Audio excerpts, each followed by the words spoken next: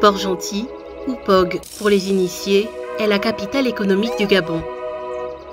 Elle produit environ les 3/4 de la richesse du pays, à travers l'activité pétrolière, mais aussi grâce à l'industrie du bois. Je me rends dans cette partie du Gabon afin d'en apprendre un peu plus sur le complexe d'aires protégées aquatiques de Port-Gentil. Bonjour Gabriela. Comment vous êtes? Ça va, on se porte pour le mieux. Tu as fait un bon voyage? Oui, merci. La mer n'a pas été trop agitée? Non. Ah ok, d'accord. Ben écoutez, sois la bienvenue à Port-Gentil. Nous allons poursuivre.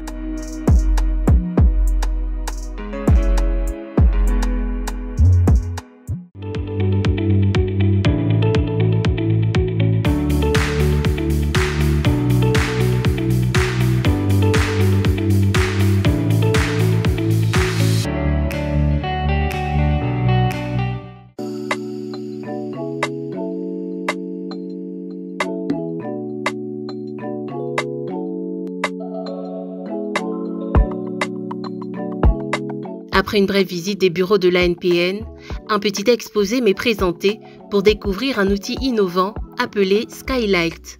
Normalement, le complexe il est composé de trois réserves aquatiques et de 3 parcs marins.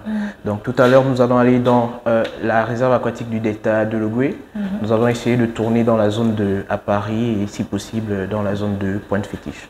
Donc voilà, si les conditions météorologiques nous le permettent, on pourra faire ces endroits-là et puis revenir en espérant qu'on puisse tomber sur quelque chose de bon. D'accord. J'ai très hâte. Je sais que ce n'est pas la période des baleines à bosse, par exemple. Non, malheureusement. Mais j'espère quand même qu'on pourra tomber sur peut-être des dauphins. Voyons voir. Allons-y alors. Ok.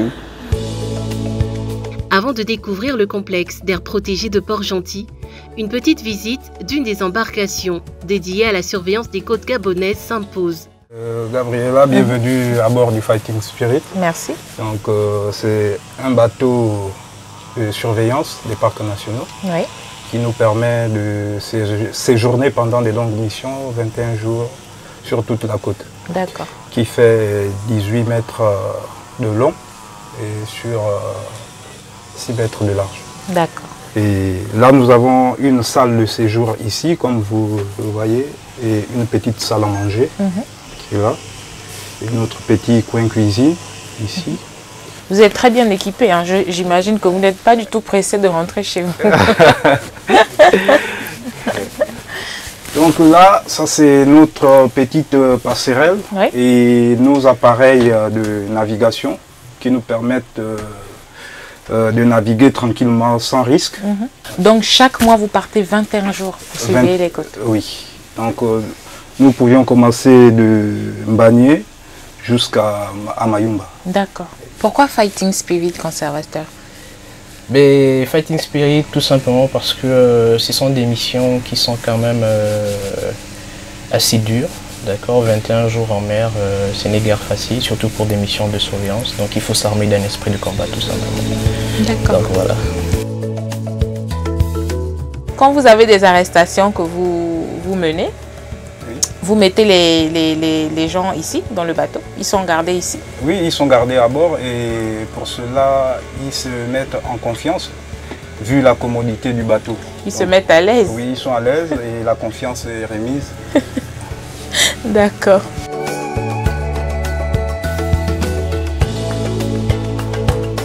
C'est donc armé de l'esprit de combat de Fighting Spirit que nous prenons une petite embarcation pour nous rendre au cœur de la réserve aquatique du delta de l'Ogooué. Et donc ici à Port-Gentil, nous avons 3 réserves aquatiques et 3 parcs marins. Tout à fait. Nous avons, alors au niveau de Port-Gentil, on parle du complexe d'aires protégées aquatiques de Port-Gentil, effectivement composé de 3 parcs marins et de 3 réserves aquatiques. Les parcs marins sont le parc marin du Cap Lopez, le parc marin de l'embouchure d'Ozoré et le parc marin de l'embouchure de l'Indé. Et pour ce qui est des réserves aquatiques, nous avons la réserve du delta de l'Ogooué, dans laquelle nous sommes en train de naviguer, puis la réserve aquatique du canyon du Cap Lopez et la réserve aquatique de Mandjé et Timboué. Pour arriver au village en Pomandé, là nous avions un inconvénient, c'est la marée. Nous sommes à 0,50. Donc vu que c'est la vasière, donc nous ne pourrions pas accéder au village. Donc là on va rebrousser chemin parce qu'il y a des bancs de sable. Et on ne peut pas arriver au village au Pomandé ou... D'accord. Elle a de peur de planter l'embarcation. D'accord. Nous sommes à marée basse. Bien que ce ne soit pas la période pour l'observation des baleines et des dauphins, je suis éblouie par les petites anecdotes que me racontent les éco-gardes.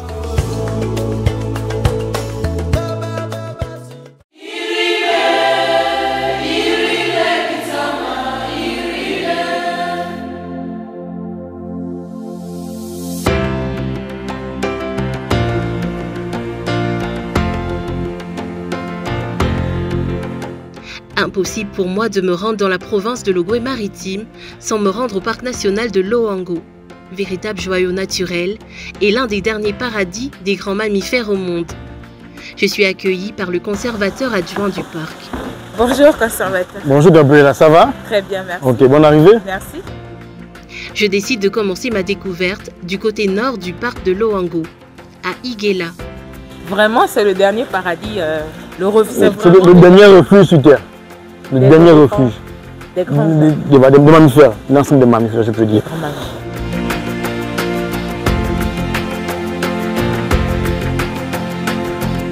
Comme il est de coutume, chez nous en Afrique, je me rends à la chefferie du village pour les salutations d'usage. Bonjour, bonjour. Bien arrivé. Merci. Bonjour, monsieur. Oui. Entrez. Soyez la bienvenue à Iguela, parc de Loango. Moi, c'est le chef Oulandambo, chef de regroupement. Je suis du canton Gové. Notre village est très riche, a beaucoup de vertus. Vous allez découvrir, vous avez d'abord la lagune, vous avez d'abord la grande lagune, vous avez la deuxième lagune qui va vers Louri, vers le parc là-bas. Vous avez la plage, vous avez les éléphants, vous avez les buffles. Vous avez les éléphants qui baignent à la mer et qui vont à la plage pour prendre de l'air. Et vous avez aussi les hippopotames. Et vous allez découvrir aussi des danses traditionnelles que nous faisions ici. Et vous avez aussi comment on prépare la nourriture africaine et tout ça. Là, vous allez rencontrer tout ça là. Et on va vous présenter beaucoup de choses. Et vous allez beaucoup découvrir, vous avez les oiseaux ici que vous n'avez pas rencontrés ailleurs, qui sont dans notre parc. Donc ça, je vous dis que notre parc est riche. Voilà.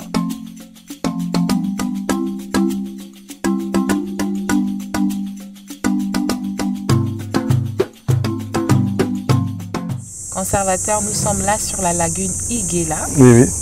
Où prend-elle sa source? Elle prend principalement sa source dans la rivière Akaka. Donc au Rembongoé, principalement. Donc je peux dire à 30 km de là où on se trouve actuellement. C'est là où elle prend sa source. Donc ici, c'est une zone là où nous retrouvons toujours un couple, une famille des hippopotames. Et c'est le seul endroit au monde où on peut observer des hippopotames. Merci. Ça, c'est la précision au monde. Oui. C'est inédit. Oui. Voilà. Alors là, le Gabon abrite maintenant 95 000 éléphants. Oui, d'après, je pense que les études de WCS, si je ne me trompe pas, oui. Et est-ce que les villageois, justement, sont conscients de cette richesse-là qu'ils ont ici dans le parc national de Loango? Conscients, je peux dire oui, parce que... Conscients aussi du rôle écologique que jouent les éléphants.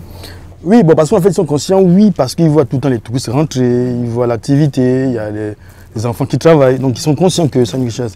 Mais de l'autre côté, c'est parce qu'ils ne perçoivent pas les retombées. C'est-à-dire que, par exemple, quand les éléphants détruisent les plantations, la compensation n'est pas immédiate. Donc, c'est souvent ça chez les populations. Ils sont un peu réticents, ils disent, mais on plante, on mange quoi demain?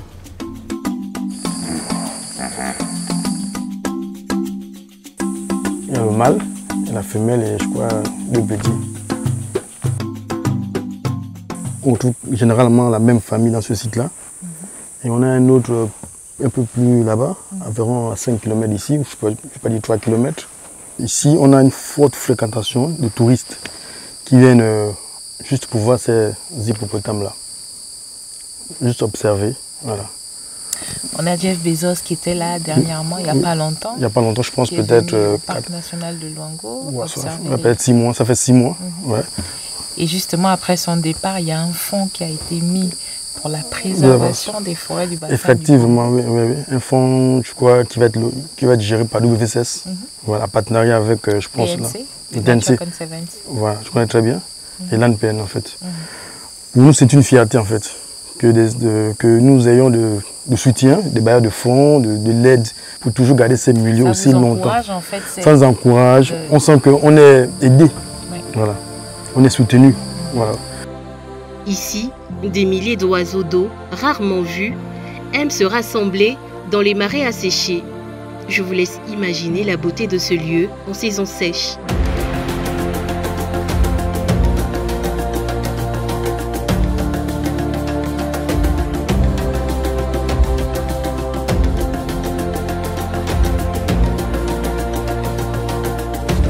Dola, c'est le fruit d'un partenariat public-privé.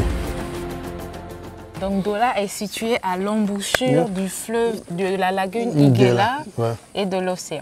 Donc on a une vue sur la mer et une autre vue sur la lagune. Super. Donc c'est un peu cette spécificité-là qui fait de cette zone-là. Donc les clients, quand ils arrivent, ils ont une vue sur la mer, une vue sur la lagune. D'accord. Voilà. Et cette zone est très riche en poissons? Oui, en poissons, puisque c'est l'entrée des poissons. Donc quand les poissons quittent la mer, pour se reproduire, ils doivent rentrer dans la lagune. Donc la seule porte d'entrée, c'est l'embouchure, effectivement. Ils viennent se reproduire au niveau des mangroves, voilà.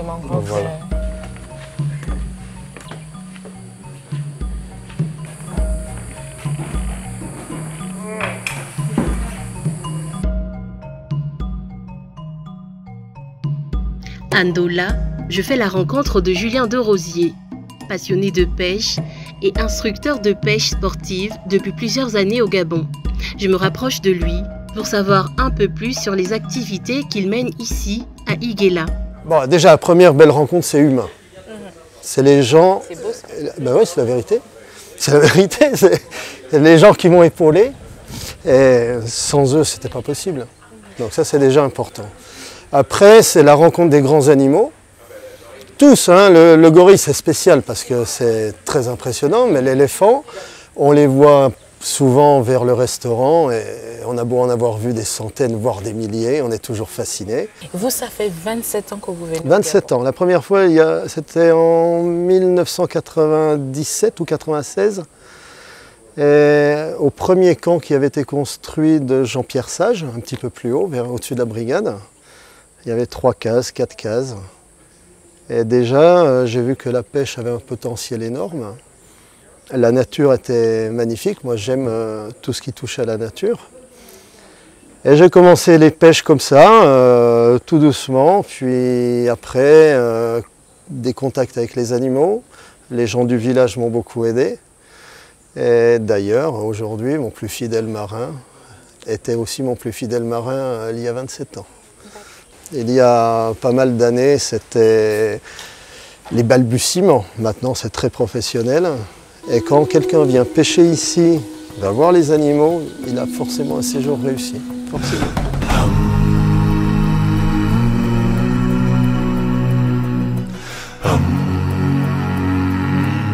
L'une des particularités du parc de Luango, c'est que ce parc se situe justement entre terre et mer. Nous sommes rentrés, nous avons visité tout à l'heure la lagune d'Iguela et là nous nous dirigeons vers notre lieu d'habitation, donc vers la brigade de l'ANPN.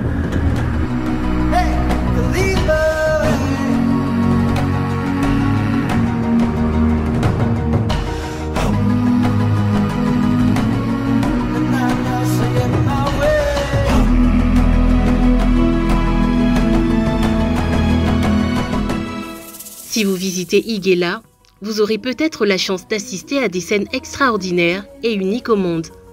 En passant par des hippopotames, prenant un bain dans les vagues de l'océan Atlantique, ou des buffles et des éléphants se dorant au soleil, pas loin des plages. Pour tous ceux qui ne sont pas encore venus à Iguela, dans le parc national de Luango, à Luango Nord, venez, vous ne serez pas déçus. La biodiversité est au rendez-vous.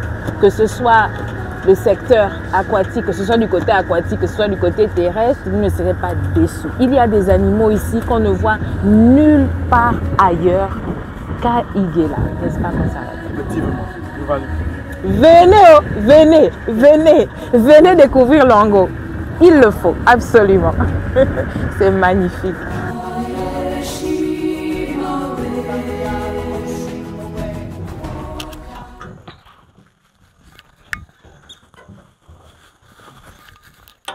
Conservateur, je suis très ravie d'avoir pu découvrir le parc de Luango, donc Iguela. Merci. Cette journée, vraiment, j'ai été ravie, j'ai été émerveillée par la beauté des paysages et par tous les animaux qu'on a pu voir. Tout à l'heure en soirée, j'aurai une surprise pour vous. Ah oui, j'adore les surprises. Nous avons une surprise ce soir, j'espère que je ne serai pas déçue. J'espère que c'est pas aller randonner voir les panthères, je sais pas. Ben, je ne sais pas, vraiment je ne sais pas. Toi, tu verras la surprise. Ça, c'est notre base vie. Donc, à cette maison, c'est conservateur et Togan. Donc, on se partage chacun les maisons. Donc, voilà. Bref, mais donc, je t'invite à jouer au ballon, si tu veux.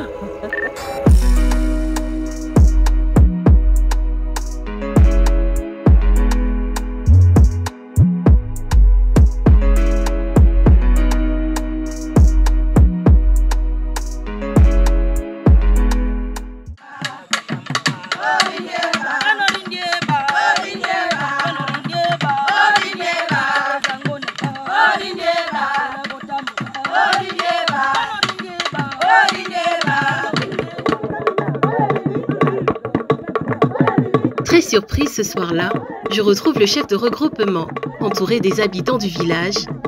Une petite cérémonie de bienvenue a été organisée en mon honneur. Quel privilège! Bon, je vais vous présenter à la population. Ici, vous avez des agents qui sont venus depuis Libreville pour essayer de découvrir nos cultures que nous sommes en train de faire ici. Comment nous vivons ici, qu'est-ce que nous faisons ici comme culture. Pour parler de notre histoire de Ntchongorove ou bien de notre canton de Ngoubi, notre canton Ngoubi. Voilà.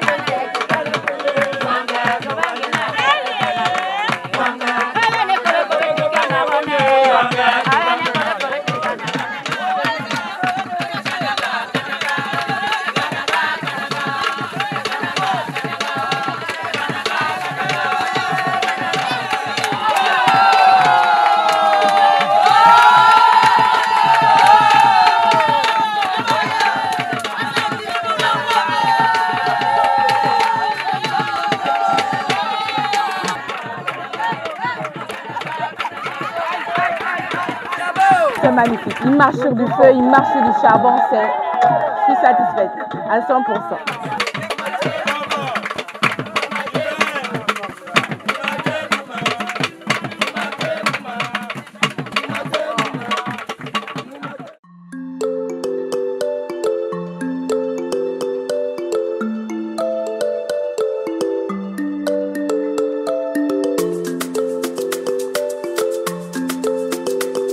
Attention que ça glisse un peu.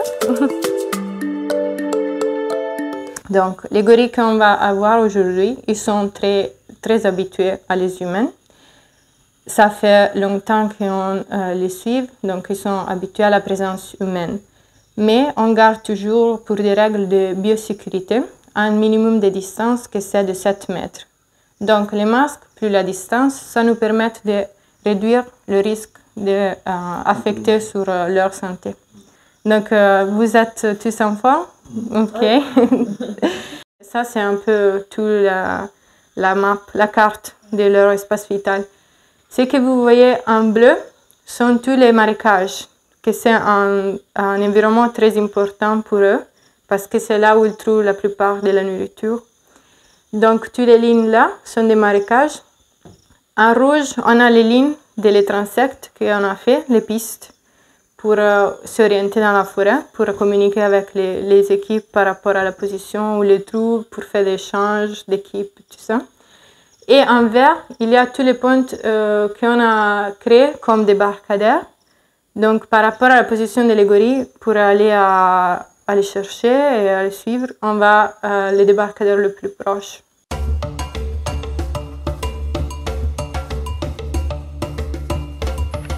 Après 2 ans d'arrêt pour cause de pandémie de Covid-19, l'Agence nationale des parcs nationaux a repris depuis quelques mois une de ses activités phares ici à Loango Nord, l'observation des gorilles de l'Ouest.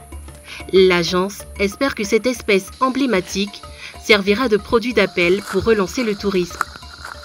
Donc là, on vient de communiquer avec la radio. L'équipe qui est avec les gorilles en ce moment nous signale que les gorilles sont en train de venir dans notre direction. Donc on va aller doucement et on va certainement les croiser sur le chemin.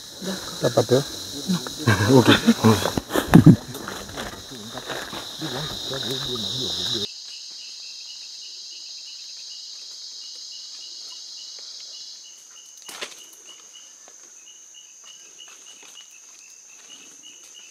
Kamaya et son groupe d'une dizaine d'individus sont habitués à l'être humain. C'est le fruit d'un long travail mené par une équipe de pisteurs et scientifiques dont le but de collecter des données, obtenir des fonds pour la protection de cette espèce menacée d'extinction et développer un tourisme de niche. Je vous précise bien que nous sommes dans le parc de Loango. Plus spécifiquement, on est au Gabon, là où nous pouvons observer. Je dis bien observer en milieu naturel le gorille. Venez très nombreux. Vous ne serez pas dessus.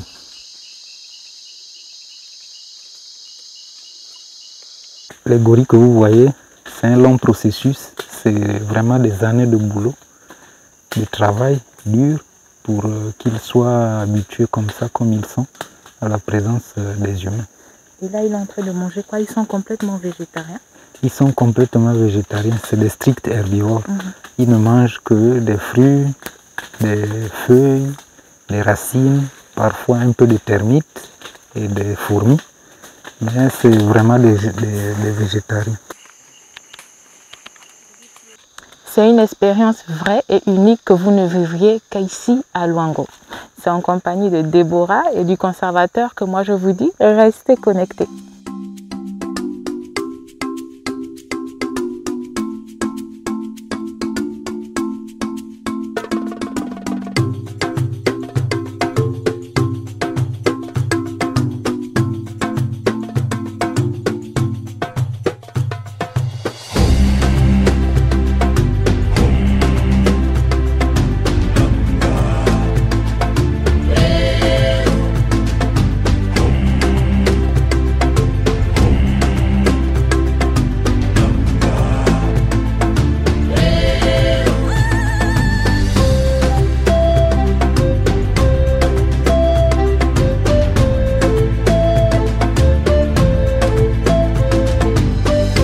Après l'observation des gorilles, je vais à la rencontre de Lorenzo, un chercheur du projet Chimpanzé de Loango, pour nous parler du projet Ozuga.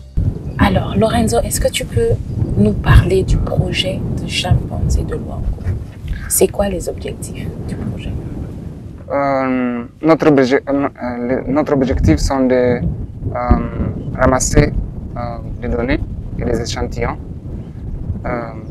qui vont former la base des données. Et après, on étude sur ces données, sur cet échantillon, on fait des analyses. Pour suivre le comportement des chimpanzés dans les forêts? Oui, d'accord. Pour la recherche scientifique. Donc on fait par exemple des examens sur les urines, on peut regarder les hormones et on peut voir si les chimpanzés sont stressés. Et une autre étude en ce moment aussi, c'est sur l'application des insectes entre les chimpanzés.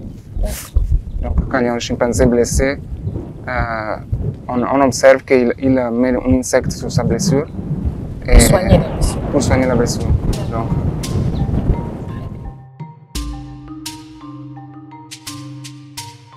malheureusement, les chimpanzés de Loango ne sont pas encore totalement habitués à la présence humaine, donc impossible de les voir.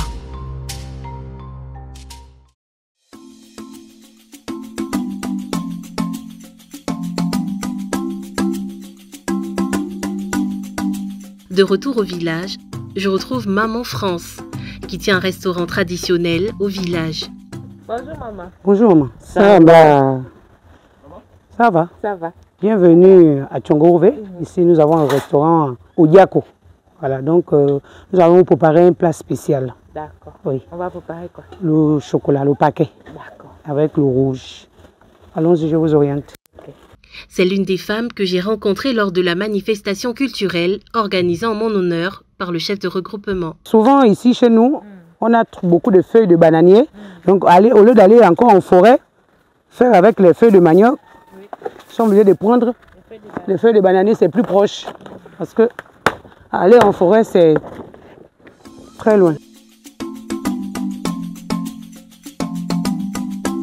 Donc je vais d'abord aller chercher de l'eau. On va laver les feuilles.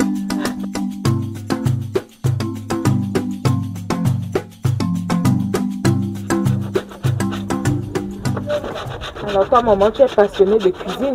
Oui, c'est mon métier. Oui. Ouais, j'aime bien faire la cuisine. Oui. Oui. Si vous venez à Tchogorové, n'hésitez pas à venir au restaurant au Diako pour goûter les bons mets de maman. Nous sommes en train de préparer actuellement un paquet de rouge au chocolat.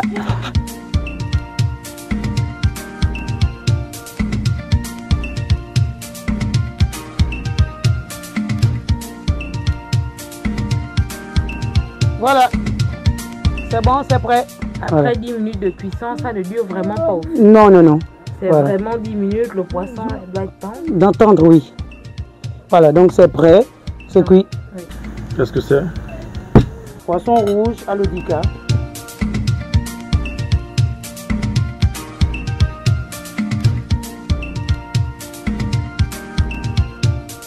Le conservateur a dit que notre plat est très bon. Merci. Il apprécie beaucoup. C'est excellent.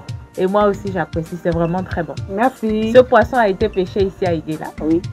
Ici, chez Maman France, à Odiako, vous pouvez manger du bon poisson frais, pêché dans les eaux d'Iguela. Et nous n'avons pas uniquement que du poisson, nous avons aussi des légumes, nous avons encore plein d'autres choses. Elle a un grand buffet, un grand menu qu'elle propose à ses clients chaque jour.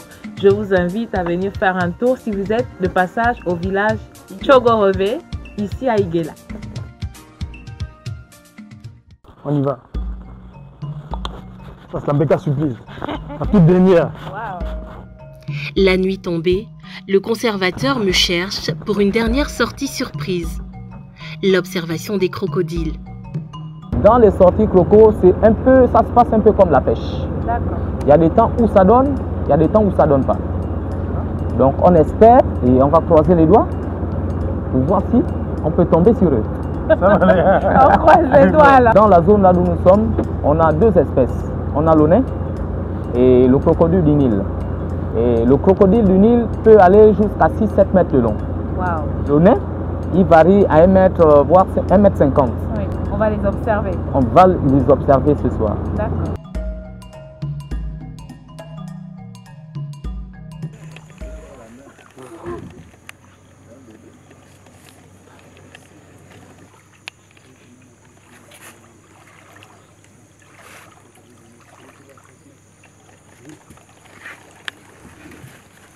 Et voilà.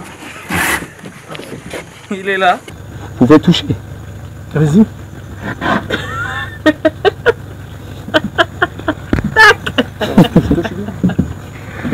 Dans la tête. Et vous n'avez pas peur qu'il vous morde? Non. Et là on ressent vraiment bien les écailles. Ouais. Les écailles du crocodile.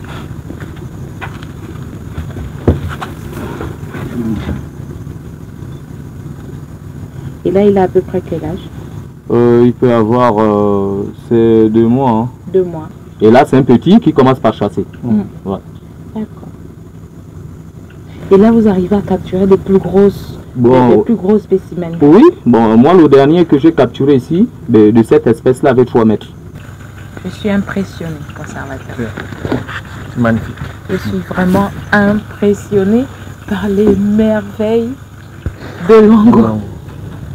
Franchement, je ne savais pas qu'on pouvait s'approcher d'un crocodile aussi près. Je ne savais même pas qu'on pouvait en capturer. Et tu ne peux libérer un crocodile qu'à sa zone. D'accord. Là où tu l'as capturé. D'accord. Pour qu'il ne perde pas son habitat naturel. D'accord. Donc tu le laisses. Et là, je ne l'ai pas capturé ici. Je l'ai capturé dans un petit marécage là. Oui. Donc je vais le déposer. D'accord. Et pour qu'il retrouve son habitat en fait. D'accord. Wow. Et là, tu n'as pas peur qu'un plus gros t'attrape les filles là? Non, non, sinon je le capture aussi. Je suis émerveillée. Vraiment, je suis émerveillée. Je ne pensais pas qu'on pouvait se rapprocher d'aussi près d'un crocodile. Et je ne savais même pas qu'on en capturait ici à Luango. C'est impressionnant. Il faut le vivre. Il faut vraiment le vivre. Enlève d'abord les pieds dans l'eau, s'il te plaît, parce que là, je ne suis pas tranquille. Le tourisme durable a été parfaitement assimilé. J'espère que pour les internautes et pour les gens qui nous regardent à l'extérieur, ils feront un tour à Luango. Venez visiter les merveilles de Luango. Venez visiter les merveilles de Luango. Ce sont les mots du conservateur que je reprends. Nous, on se revoit très bientôt pour un nouveau numéro de Gap Trotter. À très bientôt. Très bientôt.